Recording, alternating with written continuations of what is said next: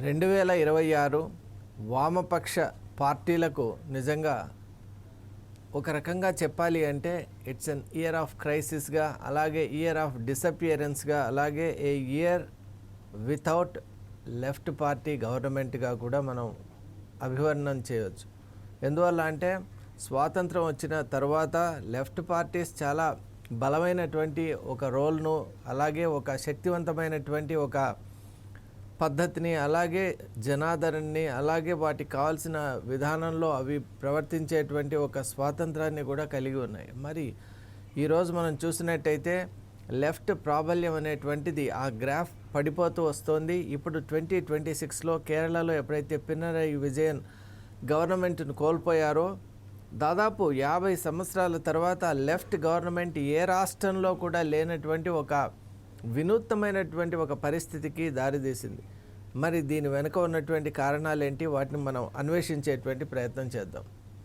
అసలు first general elections తర్వాత అప్పుడు జరిగినటువంటి విధానంలో లెఫ్ట్ పార్టీసే అక్కడున్న మిగతా పార్టీస్, అపోజిషన్ పార్టీస్ అన్నిట్లోపైకి కూడా హయ్యెస్ట్ నెంబర్ ఆఫ్ సీట్స్ని గెలుచుకున్నాయి. మరి దీనికి కారణం ఏంటి అంటే లెఫ్ట్లో అప్పుడు ఉన్నటువంటి ఆ లెఫ్ట్ పార్టీస్లో ఉన్నటువంటి జనాదరణ అటువంటిది. మామూలుగా మనం చూసినట్టయితే వామపక్ష భావజాలం ఎలా వచ్చింది అంటే మార్క్సిస్ట్ ఐడియలిజం కానివ్వండి, అలాగే మనం తీసుకున్నట్టయితే ఒక సోవియట్ యూనియన్ రోల్ మోడల్గా పెట్టుకొని అప్పుడు శ్రామిక శక్తి, అలాగే లేబర్ రైట్స్, అలాగే డిగ్నిటీ ఆఫ్ లేబర్, అలాగే state is given prominence and paramount importance compared to the person. మరి వీటన్నిటి వల్ల రాష్ట్రాభివృద్ధి, అలాగే హక్కుల విషయంలో, శ్రామికుల హక్కుల విషయంలో కూడా ఈ పార్టీలు చాలా గట్టిగా పోరాటం చేస్తూ వచ్చాయి. కాబట్టి అలాగే ఎవరైతే అండర్ ప్రివిలేజ్డ్గా ఉన్నారో, ఎవరైతే నిజంగా చెప్పాలి అంటే ఎటువంటి ఒక జనాదరణ కానివ్వండి, అలాగే ఎటువంటి సమాజంలో గుర్తింపు లేని వ్యక్తులందరినీ కూడా దగ్గరికి తీసుకొని వారందరినీ కూడా కలుపుకొని పోయినటువంటి విధానంలో లెఫ్ట్ పార్టీస్ చాలా ఒక ప్రత్యేక శక్తిగా అవతరించాయి. అలాగే భారతదేశంలో మనం చూసుకున్నట్లయితే ప్రధానంగా లెఫ్ట్ పార్టీస్ 3 రాష్ట్రాల్లో తమ యొక్క పరిపాలన కూడా కొనసాగించాయి. అవే వెస్ట్ బెంగాల్, త్రిపుర అండ్ కేరళ. నిజంగా చెప్పాలి అంటే మనం వెస్ట్ బెంగాల్లో మనం చూసినట్టయితే దాదాపు 34 సంవత్సరాలు అన్ఇంటరప్టెడ్ రూల్ కూడా మనం చూసాం. Jyoti Basu followed by Buddhadeb Bhattacharya.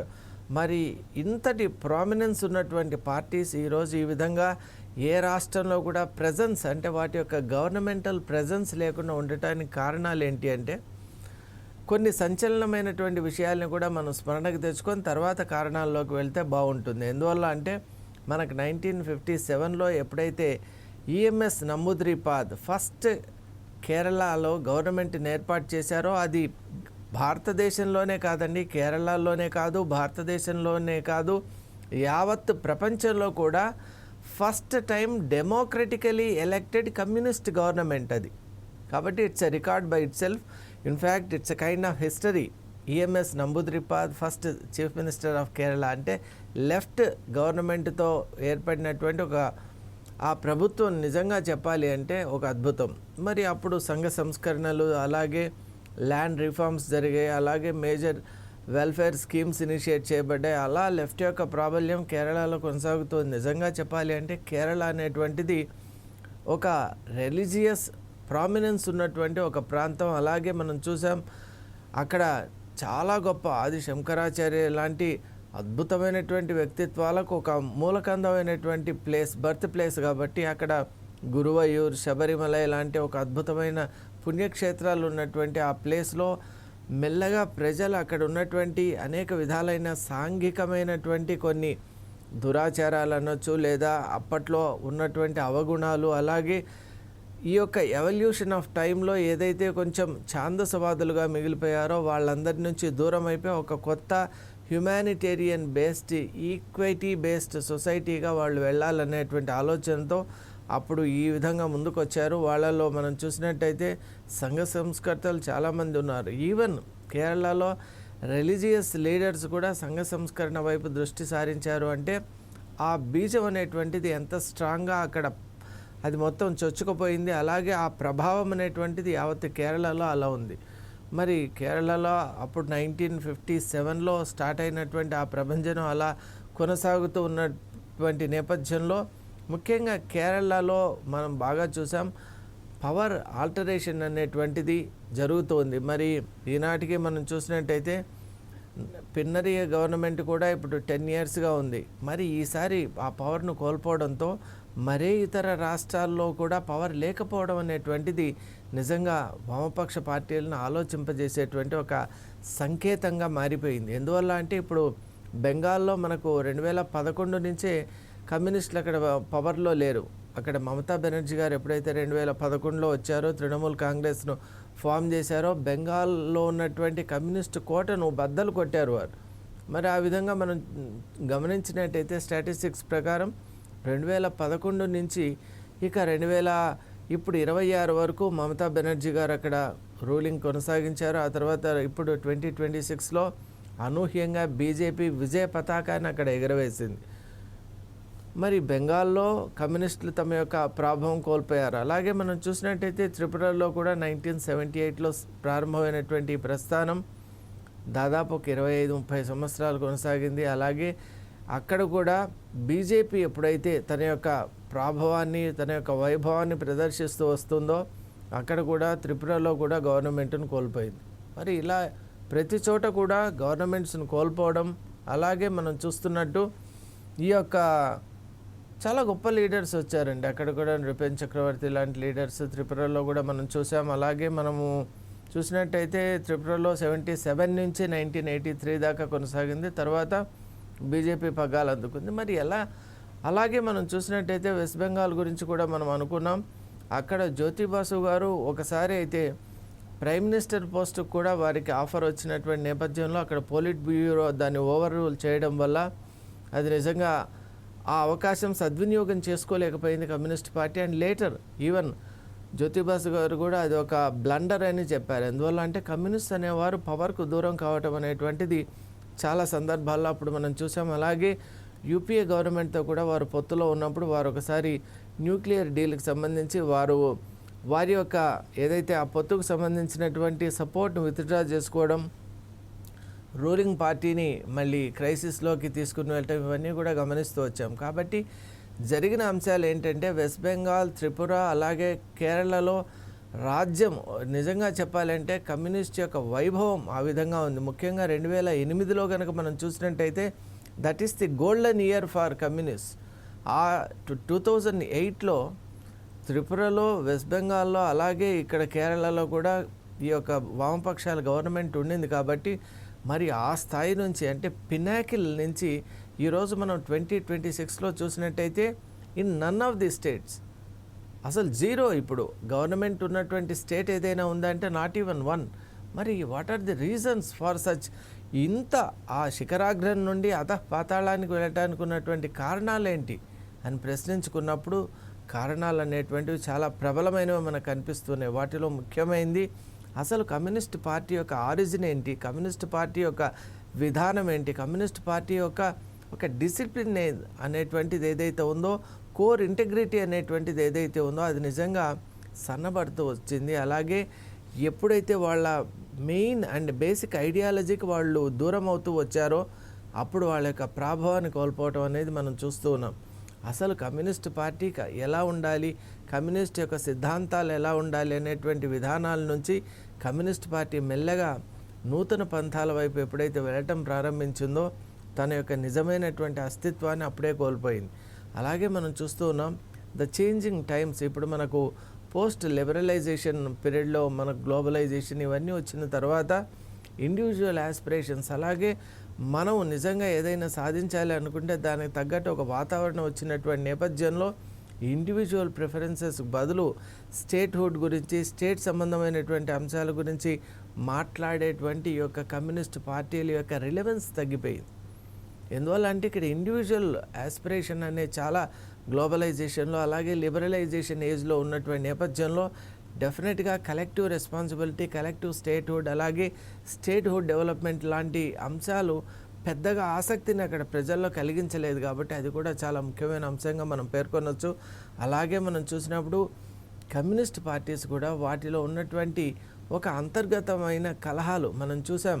ఇప్పుడు 1957లో ఎప్పుడైతే కేరళలో గవర్నమెంట్ వచ్చిందో అప్పుడు కమ్యూనిస్ట్ అంతా కూడా కలిసి ఉన్నారు కాబట్టి ఆ బలం ఉండింది. ఆ తర్వాత కమ్యూనిస్ట్ ఎప్పుడైతే విడిపోయారో అప్పుడు నిజంగా మనం చూసాం సిపిఐ, సిపిఐఎం ఇలా ఎప్పుడైతే రకరకాలుగా వాళ్ళ అంతర్గత చీలికలు వచ్చాయో ఆ చీలికల వల్ల ఫార్వర్డ్ బ్లాక్ అని ఈ విధంగా రకరకాలైనటువంటి చీలికలు రావటం వల్ల మూలమైనటువంటి శక్తి నుండి వాళ్ళు దూరం అయిపోయారు. అలాగే వారందరి మధ్య ఉన్నటువంటి ఆ భావజాలంలో ఉన్నటువంటి ఏదైతే సంఘర్షణాత్మకమైన అంశాలు ఉన్నాయో అవి ప్రతిపక్షాలు వాటిని అందిపుచ్చుకొని ఎగ్జాక్ట్లీ అదే పాయింట్ల మీద వాళ్ళని నిలదీయటం, అలాగే ఏ పాయింట్తో అయితే అంతర్గత విభేదాలు సృష్టించుకున్నారో ఆ పాయింట్లతోనే ప్రతిపక్షాలు వాళ్ళని తిప్పికొట్టడం ఇలా మనం చూసినాం.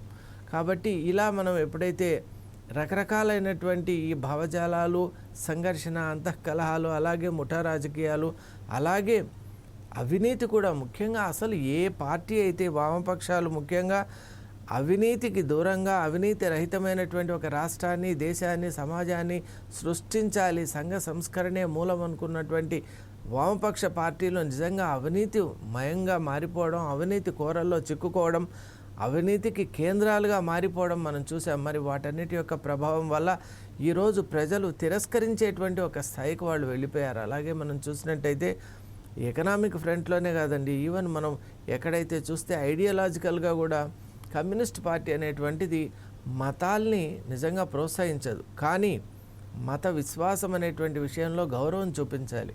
అక్కడ కమ్యూనిస్ట్ పార్టీలు వాళ్ళ యొక్క తీవ్రవాదమైనటువంటి లక్షణాలు అలాగే అతివాద లక్షణాలను ఎప్పుడైతే ప్రదర్శించారో నిజంగా అక్కడ ఉన్నటువంటి ప్రజల యొక్క మనోభావాలు బాగా దెబ్బతిన్నాయి. ముఖ్యంగా బెంగాల్ వంటి రాష్ట్రాల్లో ఎక్కడైతే మనం చూసాం దుర్గా పూజ, శక్తి పూజ, అలాగే అక్కడ ఉన్నటువంటి రకరకాలైనటువంటి స్థానికమైనటువంటి దేవత ఆరాధన వీటన్నిటినీ కూడా ఎప్పుడైతే కమ్యూనిస్ట్ పార్టీ నిరసించిందో, తప్పని శాసించిందో అప్పుడు ప్రజల్లోకి అంతర్గతంగా ఒక జ్వాల, ఆగ్రహం, అలాగే ఈ పార్టీలపైన ఒక రకమైనటువంటి ఏహ్యభావం కలిగింది. మరి ఎగ్జాక్ట్లీ ఆ సమయాన్ని అందిపుచ్చుకున్నది భారతీయ జనతా పార్టీ. ఎందువల్ల అంటే అక్కడ ఉన్నటువంటి హిందువులకు మన యొక్క ఐడెంటిటీ నిలుపుకోవాలి అంటే ఖచ్చితంగా మన భావజాలాన్ని సమర్థించేటువంటి నాయకులు ఉండాలి, అలాగే జాతీయవాదాన్ని ప్రోత్సహించేటువంటి వ్యక్తులు ఉండాలి అనేటువంటి అంశంతో ముందుకొచ్చినటువంటి బీజేపీ ఈరోజు చూస్తే అద్భుతమైన అఖండమైన విజయాన్ని సాధించి ఈరోజు బెంగాల్ పీఠాన్ని కూడా చేజిక్కించుకున్నటువంటి విషయం మన అందరికీ తెలిసినటువంటి నేపథ్యంలో ఇటు కేరళలో కమ్యూనిస్టుల యొక్క ప్రభావం వెళ్ళిపోయింది. అలాగే త్రిపురలో అయితే అది it's a kind of closed చాప్టర్గా మనం అభివర్ణించవచ్చు. ఒకప్పుడు త్రిపుర అంటేనే కమ్యూనిస్ట్ యొక్క కోట అని చెప్పేవారు. మరి అటువంటి త్రిపురలో కూడా ఈరోజు కాషాయం అంటే మనం బీజేపీ గురించి మాట్లాడటం లేదు, కానీ we're speaking about the disappearance, అంటే లెఫ్ట్ పార్టీస్ ఎందుకు లెఫ్ట్ అయిపోయాయి అనేటువంటి ఒక అంశాన్ని మనం తీసుకొని తీవ్రంగా ఆలోచిస్తున్నాం. కాబట్టి ఖచ్చితంగా లెఫ్ట్ పార్టీస్ లెఫ్ట్ అవ్వడానికి కారణం ఏంటంటే అవి వాటి యొక్క సిద్ధాంతాలకు దూరం వెళ్ళిపోయాయి, వాటిని లెఫ్ట్ చేసాయి కాబట్టి ఆ పార్టీస్ అనేవి డిసపియర్ అవుతున్నాయి. మరీ ముఖ్యంగా అవినీతి అనేటువంటిది మనం ఎక్కడ చూసినా చాలా ర్యాంపెంట్గా ఉండడం, అలాగే ఫేవరెటిజం కూడా మనం చూసాం. అసలు కమ్యూనిస్ట్ పార్టీ అంటేనే ఒక ఆర్గనైజ్డ్గా ఉండేటువంటి పార్టీ, అలాగే ఎటువంటి స్కీజమ్స్ లేనటువంటి సమానమైనటువంటి యూనిఫామిటీ కలిగినటువంటి ఈక్వాలిటీ మెయింటైన్ చేసేటువంటి పార్టీగా ఉన్నటువంటి కమ్యూనిస్ట్ పార్టీస్ ఈరోజు మనం చూసినట్టయితే ప్రతి అంశంలో ఆ పార్టీలో ఉన్న పోలిట్ బ్యూరోలోనే అనేక రకాలైనటువంటి మాటలు వినిపిస్తుంటాయి, అలాగే పార్టీలోనే అనేక విధానాలు ఉంటాయి, వాటిని వ్యక్తపరిచే విధానాలు మరీ ఇంకా అనేక ఉంటాయి. కాబట్టి ఇలా ఎక్కడ చూసినా విభజన, అలాగే ఈ యొక్క విచ్ఛిన్నమైనటువంటి శక్తులతో కూడి ఉన్నటువంటి పార్టీగా ఇప్పుడు వామపక్ష పార్టీలు మారిపోయినందువల్ల ప్రజల యొక్క విశ్వాసం ఏమాత్రం లేనటువంటి ఒక సందర్భం మనం మొన్నటి వరకు చూసాం. కేరళలో కూడా అసలు శబరిమల లాంటి ఒక పవిత్రమైన ఆలయం గురించి మాట్లాడిన సందర్భంలో ఈ యొక్క పినరయి విజయన్ గవర్నమెంట్ అసలు స్పందించకుండా ఇంకా దాన్ని ప్రోత్సహించే పనిచేసింది. అసలు దేవాలయానికి సంబంధించిన మూలమైనటువంటి అంశాలు, సంప్రదాయాలు, ఆచారాలు, వ్యవహారాలు, తరతరాలుగా వస్తున్నటువంటి అనేక అంశాల విషయంలో ప్రభుత్వాలు మాట్లాడడం ఏంటి, అలాగే ఎవరైనా ఆక్షేపణ తెలియజేసినా కూడా ప్రభుత్వం యొక్క బాధ్యతగా దాన్ని వెంటనే సమన్వయమైనటువంటి దృష్టికోణంలో వాటిని అక్కడికే ఆ యొక్క ఏదైతే వివాదం ఉందో దాన్ని ముందుకు వెళ్ళనీయకుండా దాన్ని అడ్డుకోవాల్సినటువంటి ఒక వాళ్ళకు బాధ్యత ఉంది. కానీ ఆ బాధ్యత ఎప్పుడైతే గవర్నమెంట్ విస్మరించిందో ప్రజలు సరైనటువంటి బుద్ధి చెప్పారు. ఇప్పుడు కేరళ గవర్నమెంట్ కూడా అదే ఫేస్ చేస్తోంది.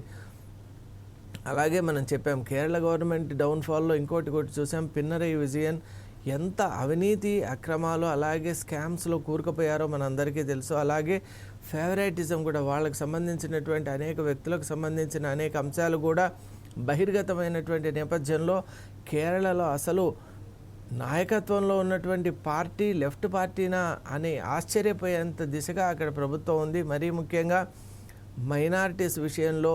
అలాగే ఇప్పుడు మతం అంటే మీరు అసలు దే ఆర్ లైక్ ఏథీస్ అని చెప్పినప్పుడు they must be like that with everyone. మరి అలా కాకుండా మైనారిటీస్ను మిగతా వాళ్ళని మాత్రం ప్రోత్సహించడం, వాళ్లకు తగినటువంటి అవకాశాలు ఇవ్వడం, కానీ ముఖ్యంగా హిందువులను అణిచివేసేటువంటి కొన్ని ప్రయత్నాలు చేశారు. కాబట్టి ఖచ్చితంగా కమ్యూనిస్టులు దాని యొక్క మూల్యం చెల్లించుకున్నారు. ఇప్పుడు బెంగాల్లో కూడా ఎప్పుడైతే హిందువుల యొక్క మనోభావాల్ని దెబ్బతీశారో ఖచ్చితంగా అక్కడ కమ్యూనిస్ట్ గవర్నమెంట్ అనేటువంటిది పడిపోయింది. అలాగే ఇక్కడ కేరళలో కూడా అదే జరిగింది, త్రిపురలో కూడా అదే జరిగింది. ఇక ఏ రాష్ట్రంలో ఇటువంటి కమ్యూనిస్ట్ భావజాలం ఉన్నా ప్రాబల్యం ఉన్నా అక్కడ కూడా ఇదే జరుగుతుంది. ఎందువల్ల అంటే మనిషి ఎప్పుడు కూడా సంఘ సంస్కర్త, అలాగే సంఘంలో ఉన్నటువంటి అనేక అంశాలను మనం సంస్కరణ చేయాలి అనేటువంటి ఒక ఉద్దేశంతో ముందుకు వెళ్ళినప్పుడు దాన్ని సమస్థాయితో చేయాలి. కానీ అందులో మనం ఏదైనా ఒక వివక్ష చూపించామంటే ఖచ్చితంగా అది మన పార్టీకే ముప్పు అనేటువంటి అంశాన్ని ఇప్పుడు వామపక్షాలు తప్పక తెలుసుకోవాలి.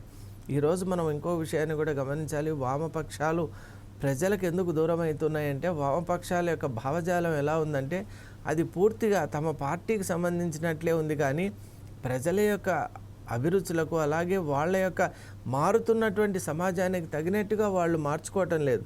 వాళ్ళు ఎప్పుడు కూడా ఒక ఐడియల్ సొసైటీ, అలాగే మార్క్సిస్ట్ లెనినిస్ట్ యొక్క సిద్ధాంతాలతో కూడి ఉన్నటువంటి ఒక సొసైటీని ప్రతిపాదిస్తూ ఉన్నారు. కానీ అసలు ఇప్పుడు మోడర్న్ సొసైటీకి, ఇప్పుడున్నటువంటి సొసైటీకి, క్లాస్లెస్ సొసైటీకి కావాల్సినటువంటి అంశాలను, అలాగే ఈ సొసైటీలో ఉండవలసినటువంటి ఎంటిటీస్ గురించి ఆ పార్టీలు సరైనటువంటి గైడెన్స్ కానీ ఒక మార్గదర్శకం కానీ చేయడంలో సంపూర్ణంగా విఫలమైపోతున్నాయి. కాబట్టి ఖచ్చితంగా ప్రజలు మార్క్సిస్ట్ ఈ యొక్క పార్టీలను, కమ్యూనిస్ట్ పార్టీస్ను రిజెక్ట్ చేస్తూ వచ్చాయి. అలాగే మనం చూసాం అనేక రకాలైనటువంటి అవాంఛనీయ సంఘటనలు జరగటం, అలాగే మానవ హక్కుల ఉల్లంఘన, అలాగే ఎక్కడ చూసినా కూడా దోపిడీ, అలాగే మనం అనేక కార్యక్రమాలు అంటే సమాజంలో అనిశ్చితి, అభద్రత, ఇటువంటి అనేక అంశాలు ఈ యొక్క కమ్యూనిస్ట్ పార్టీస్ ఉన్నటువంటి ప్రాంతాల్లో ఉండటం వల్ల ప్రజలు ఈ కమ్యూనిజం అనేటువంటి దాని యొక్క బారి నుండి మనం బయటపడాలి, ఆల్టర్నేటివ్స్ ఎత్తుక్కోవాలి అనేటువంటి ఒక దృష్టికోణం కూడా కమ్యూనిస్ట్ పార్టీసే తెచ్చాయి. అందువల్ల నిజంగా పతనానికి మూల కారణం ఎక్కడో లేదు. కస్తూరి మృగం ఏ విధంగా అయితే తన నుండి వచ్చే సువాసనను కనుక్కోలేక ప్రపంచమంతా తిరుగుతూ ఉంటుందో, అలాగే వామపక్ష పార్టీల యొక్క పతనానికి మూల కారణం తమలో ఉన్నటువంటి సైద్ధాంతికమైనటువంటి ఆచరణ విధానంలో ఉన్న లోపమని గ్రహించాలి. అది గ్రహించిన రోజు మళ్ళీ వామపక్షాలు మళ్ళీ ఒక రకంగా ప్రజలతో మమేకమయ్యేటువంటి ఒక అవకాశం ఉంటుంది. కానీ ఎంతసేపు వాళ్ళ యొక్క భావజాలంలో వాళ్లే కూరుకుపోయి అసలైనటువంటి సిద్ధాంతాలను పక్కకు పెట్టి స్వప్రయోజనాల వైపు వెళ్తున్నటువంటి ఒక దిశ ఏదైతే మనం చూసామో ఆ దిశలోనే ఈ యొక్క కమ్యూనిస్ట్ పార్టీ యొక్క ప్రభావం తగ్గింది. అలాగే వామపక్షాలు కూడా వాటి యొక్క పూర్తి స్థానాల్ని, అలాగే ఈరోజు మనం చూసాం 2026లో అసలు రూలింగ్ పార్టీ కమ్యూనిస్ట్ పార్టీలు రూల్ చేసేటువంటి ఒక్క రాష్ట్రం కూడా యావత్ భారతదేశంలో లేదు. అంటే దాని నుంచి ఎంతో నేర్చుకోవాలి, ఎంతో గ్రహించాలి. అసలు మనిషి ప్రజలకు మనుషులకు అనుగుణంగా లేకుండా వాళ్ళు తీసుకునేటువంటి స్వనిర్ణయాలు, స్వప్రయోజనాలకు మూలకంగా ఉండేటువంటి నిర్ణయాలు నిజంగా వ్యక్తినైనా వ్యవస్థనైనా పార్టీనైనా కూలదోస్తాయి అనటానికి ఇది నిలువెత్తు నిదర్శనంగా ఉందని నేను భావిస్తున్నాను. Thank you.